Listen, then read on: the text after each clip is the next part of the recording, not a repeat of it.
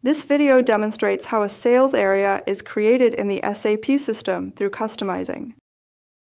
To begin, the customizing environment is opened by entering the transaction code SPRO. Afterwards, the SAP reference IMG button is selected. In the hierarchical structure, the following path is opened: Enterprise Structure, Assignment, Sales, and Distribution, Set up Sales Area. An overview of all existing sales areas appears.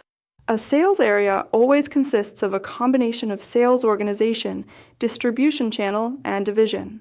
Using the New Entries button, a new sales area can be created. In the entry screen, the 3 organizational units are now maintained. In the field sales organization, the 4-character key is entered, for example, 1000. Directly next to it, the corresponding 2-character key for the distribution channel is entered, such as 10. In the 3rd column, the 2-character key for the division is added, for example, 20. These 3 fields together form the sales area. No additional fields need to be maintained at this point, since defining a sales area is limited to the combination of these 3 keys.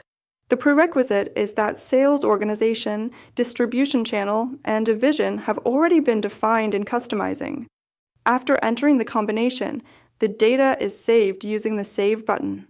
The system then automatically opens the dialog for selecting the associated transport request.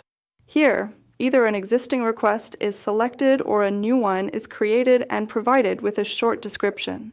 Once confirmed, the new sales area is saved in the system. In addition to creating a new entry from scratch, the Copy As function can be used to duplicate an existing sales area and adjust it as needed. All fields of the existing combination are automatically transferred to the new row.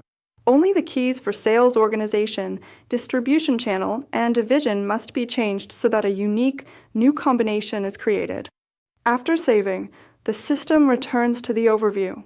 The newly created combinations are now visible, consisting of sales organization, distribution channel, and division. These combinations now represent valid sales areas and can be used in various sales and distribution processes, such as when creating customer master records or sales documents. With this, the creation process is complete.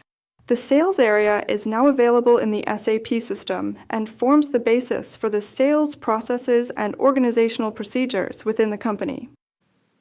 We hope the video helped you. In case you got any additional questions or comments, please leave a message below. See you next time, your advist-Academy.